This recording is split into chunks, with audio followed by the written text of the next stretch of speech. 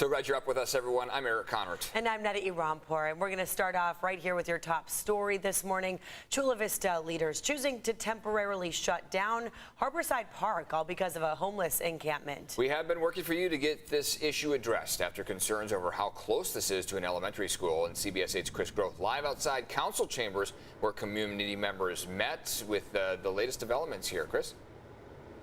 Yeah, and it was a unanimous vote. And something else about Harborside Park being closed down is that for 90 days it'll be closed, and the city manager does have the discretion to keep it closed longer. Now, we didn't just hear from concerned residents in the area, but we also heard from a lot of those in the education community as well, too. School staff continuously find needles, used condoms, drug paraphernalia, empty beer and alcohol bottles.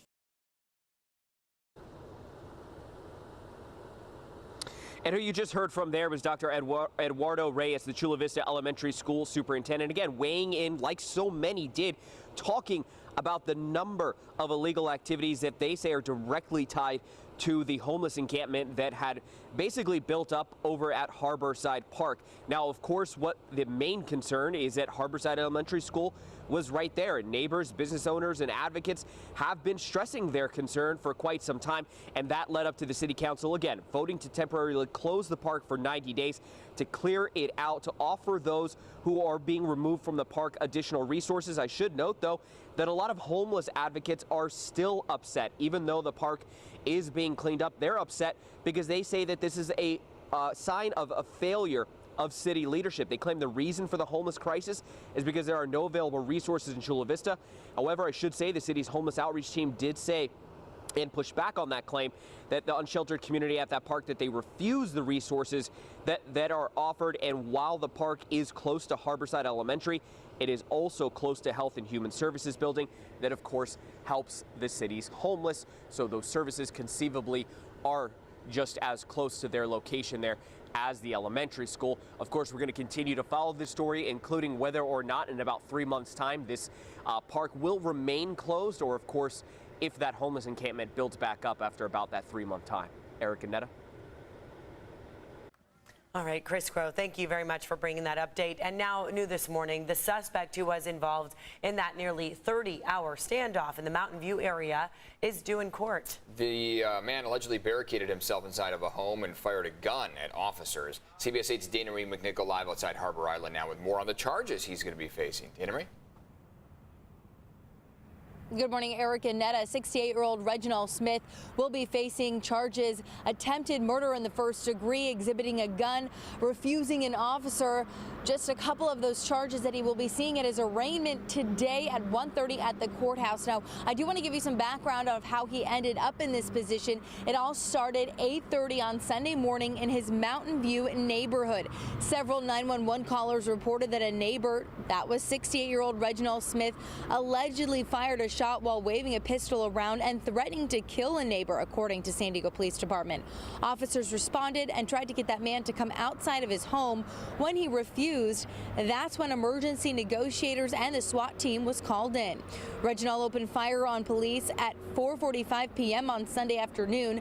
Thankfully, no police were hurt and they did not return fire. The standoff continued into the night and well into Monday. Getting a better idea of who this man is, he is no stranger to law enforcement. Sources at the courthouse tell us Smith has several restraining orders against him. We uncovered one restraining order filed just weeks ago from a neighbor who claimed Reginald had harassed him on several occasions and feared that if police did not intervene, it would lead to violence. Other neighbors told CBS 8 that Smith had lived in the area for several decades and was friendly and helpful for many years, but that all changed a few years ago when his wife was diagnosed with a terminal illness and stressed greatly affected Smith's mental health. Again, at 1:30, he will be arraigned, charged with attempted murder in the first degree, also exhibiting a gun and a firearm and restraining and resisting an officer. So those are all things that we're going to be following, again, as this is a developing story after that 30-hour standoff ended in Mountain View. I'm Dana Marie McNichol coming to you live from downtown San Diego. Dana Marie, thank you. Today, the husband accused of shooting and killing his wife and mother of 9 children in El Cajon is due in court. The 45-year-old allegedly shot her in El Cajon on Monday morning. The couple's 9 kids range in ages from 2 to 17. They were home when police were first notified of the shooting. Child Protective Services was called in to take custody of the kids. The suspect's arraignment is scheduled for 1:30 this afternoon.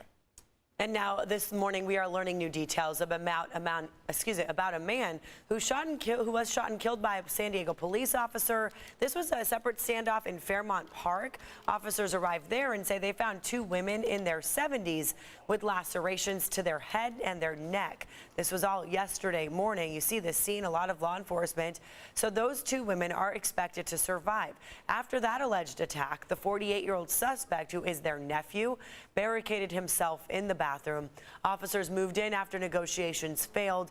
That's when they say the man pulled out a sharp metal object, attacked their canine, and lunged at an officer.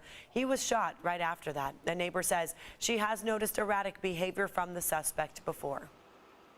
He goes berserk at night. They've called the police so many times on this guy. And it just breaks my heart that he's dead. Yeah, there is mental health issues. And they wouldn't do anything. They said there's nothing they can do, and it breaks my heart it had to come to this. The officer who shot that man has now been placed on paid leave. That's protocol. CBS 8 is working on getting footage now from the officer's body-worn cameras.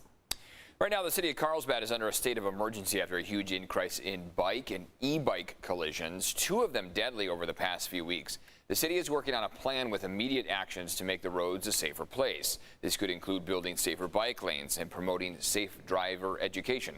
Carlsbad reported 100 collisions involving bikes and e-bikes last year and 57 so far this year. Well, of course, we're concerned about the safety of others, whether that's the car that was involved or the bike rider. And so if the city can make it better for both. The Carlsbad city manager is calling on police, fire, transportation, and community education departments to develop action plans. That will be presented to the city council next Tuesday, followed by a comprehensive plan at the end of September. And now student loan relief, that's on a lot of people's mind, and it could be just hours away for millions of Californians. Today, President Biden expected to announce that he will be forgiving up to $10,000 in federal student loan payments. This is for many Americans. And this would also extend a pause on payments, too. The White House says this forgiveness will likely apply to those earning less than $125,000 a year. Some are arguing that 10 grand just isn't enough. You know, the average borrower leaves school with about $30,000 in student loan debt. You know, with that in mind, we feel $10,000 just really isn't going to cut it for many people. Many lawmakers argue this is too much and say this is a way for President Biden to try to buy votes. They also believe this will worsen inflation. And here this morning, more students are headed back to school. Yeah, today is the first day of classes for all students enrolled in Carlsbad Unified and Santee school districts. So we want to wish good luck to everyone on their first day back there in Carlsbad and Santee, as well as the teachers and all the staff. Exciting day for them. And then in the weather world, yeah, it's going to be the return of the mugginess. Yeah, exactly. More humid conditions out there. Looks like humidity is going to be on the rise this afternoon.